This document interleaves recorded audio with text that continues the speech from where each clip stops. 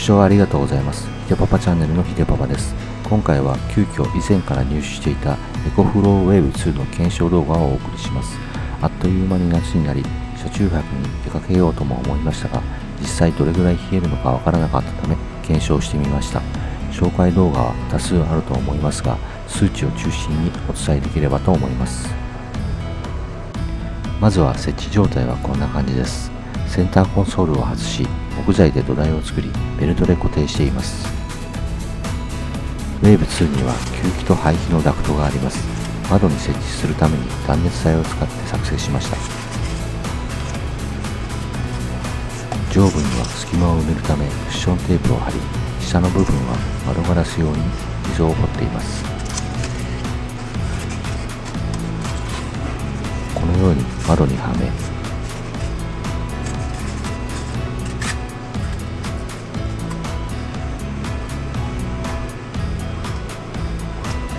窓を閉め、きちんと挟まれば完了です。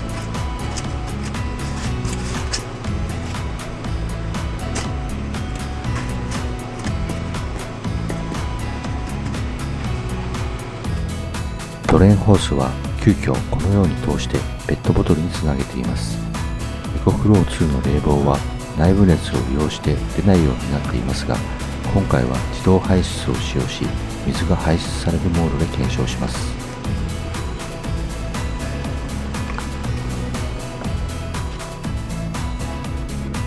ダクトの接続は運転席に座り、中から接続します。このように片方を回して固定し、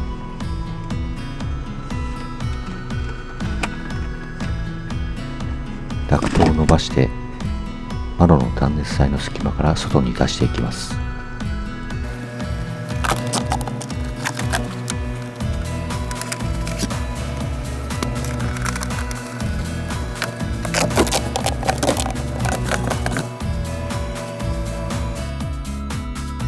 それでは温度計を設置していきます。まずこの温度計、内と外がありますが、ケーブルがある方が外となります。このセンサーを吹き出し口に取り付けます。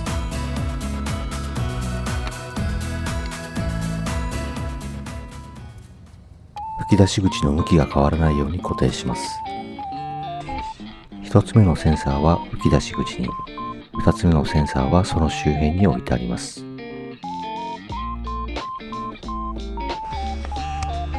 そしてこちらのセンサーが外の気温になります。日の当たらない場所に置いてあります。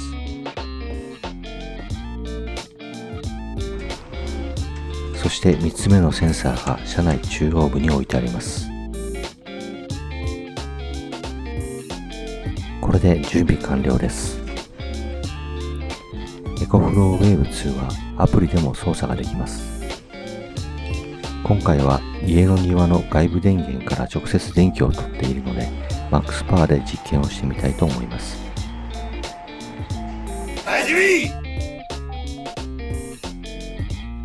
計測条件ですが、家のガレージでの検証となります。夕方直射日光が当たらない状態です。時間は午後4時から9時半頃まで、8時まではマックスモードで、8時以降はエコモードで行いました。このグラフは外気温です。昼間は35度ぐらいでしたが、4時頃には日陰で32度ぐらいでした。それでは車内の温度を見てみましょう。いきなり結論からいきます。車内中央部分の測定結果です。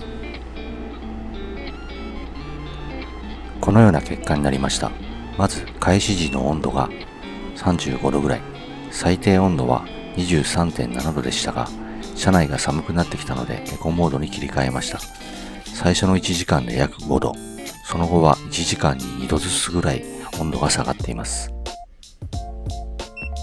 では、ウェーブ2と車内の温度関係をもう少し詳しく見てみましょう。これはウェーブ2の吹き出し口につけた温度計の温度です。実際の車内の温度と比べ、随分低いことがわかります。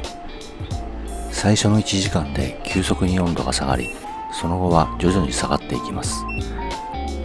吹き出し口の温度はかなり低めですが、車内の温度とは7、8度の差がありました。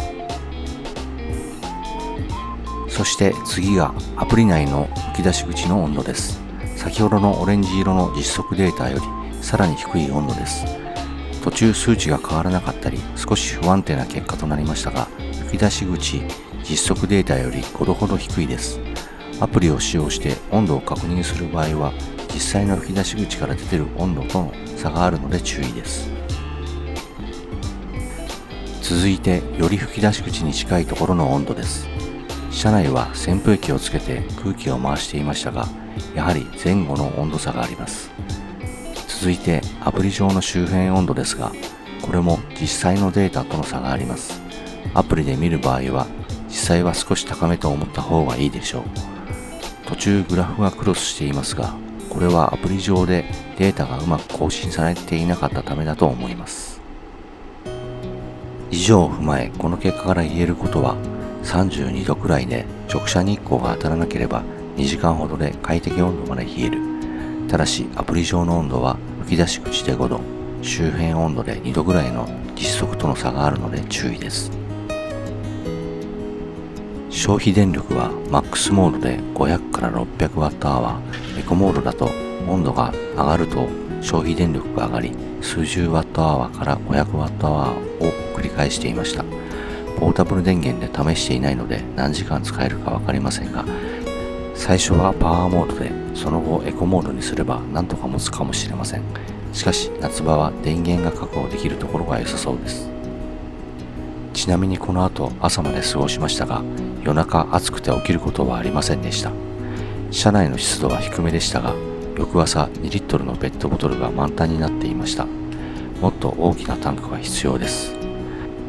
内部気化モードだとあまり湿度は下がらないと思います。初期設定で内部気化になっているのでモード変更が必要です。タンクが用意できるなら排水を行った方が快適に過ごせると思います。続いて気になるさらに気温の高い昼間のデータです。まずは状況は前回と同じで直射日光が当たらない状態で計測しています。温度計などすべて同じ位置です。時間を昼間に設定し、1時頃から3時頃まで計測しました。外気温は35度以上でほぼ横ばいです。そしてこちらが車内の温度です。マックスモードで2時間計測しましたが、少し下がっただけで暑いままです。もう一つエアコン近くの温度計です。後方より少し低いですが、それでも30度を切れません。そして吹き出し口です。吹き出し口の温度は低く、夕方のグラフと同様、最初は一気に低くなりますが、その後ほぼ横ばいという結果になりました。吹き出し口温度をアプリと比較してみます。やはり5度ほどの差があります。では周辺温度はどうでしょうか。こちらも前回と同様、2度ほどの差が見られます。前半の検証結果と比べ、日中はあまり冷えませんでした。またこの後外出先で炎天下の中ポータブルバッテリーを使って1時間ほど測定しましたが、下がるどころか温度が上昇し、32度の車内が38度以上に上がってしまいました。天井に断熱材が入っていないため、上昇する温度を下げきれなかったためだと思います。これまでの検証結果から30度ぐらいなら十分に冷やすことはできる。炎天下の中では温度上昇に負け冷えない。エアコンから出てる冷風は確かに低く冷えているのですが、冷風の量とでも言いますか、車内全部を冷やすためには足りない気がします。今後購入をお考えの方は過度な期待はしない方がいいでしょう。しかし過酷な条件以外では十分な性能を発揮できるいい機種だと思います。また嬉しい機能として暖房が使える。この Wave2 は暖房も使えます。実際車中泊に向かって夜間急に寒くなる時があります。 FF ヒーターをつけていない車には助かる機能です。ただ暖房の時はドレンタンクは必須となります。なので強烈な真夏日は厳しいとしても、オールシーズン冷房から暖房まで使える優秀な機種になると思います。今回の動画は以上となります。購入してから初めての夏で実際の性能を数値で見たく急遽作成しました。あくまでポータブルクーラーという点を考えると十分だと思いますが、炎天下でどこでも冷やしたいという方は室外機のあるエアコンの導入をお勧めします。この動画が参考になったと思われた方は、ぜひいいねやチャンネル登録をよろしくお願いします。最後までありがとうございました。